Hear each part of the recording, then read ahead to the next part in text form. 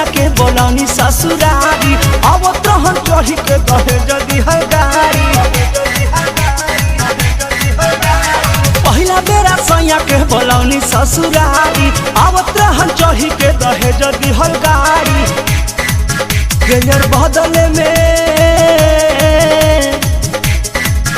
gear बदले में टूटल बा चैनवा त गिरल बा सजनवा ए सखी मोटरसाइकिल के टूटल बा चैनवा त गिरल बा सजनवा ए सखी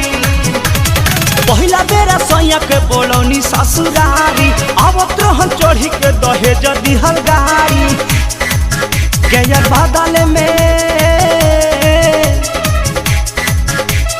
बदले में टूटल बा चैनवा त गिरल बा सजनवा ए सखी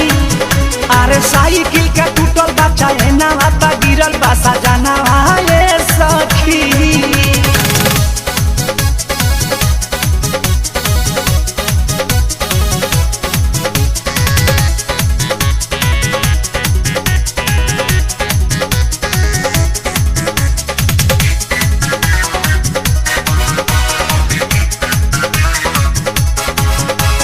ससुरा में रही थी त झाड़ के उठई थी सैया जी के दावा बीरो अपना करई थी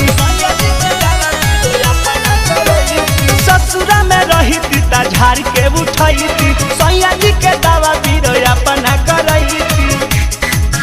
अब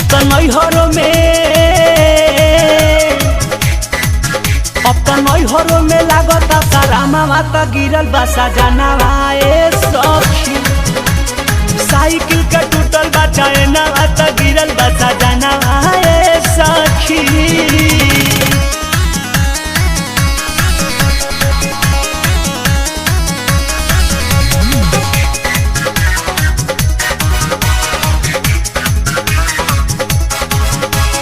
भौजी के मोबाइल से फोन रही कइले केहू नहीं के घरे ऐसे रही बोलैले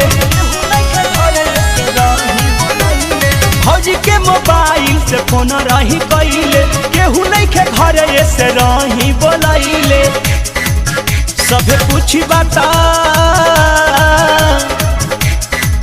सभे पूछी बात करब का बहानावा त गिरल बा सजनवा ए सखी साइकिल के टूटल बा चैनवा त गिरल बा सजनवा ए सखी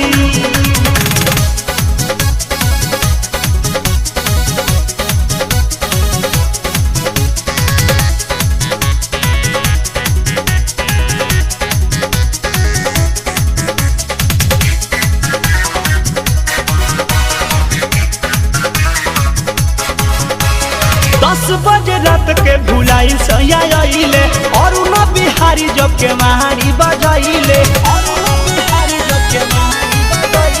10 बजे रात के भुलाई सैया आइले शंकर अरुण जब के महारी बजाइले भैले परमोद से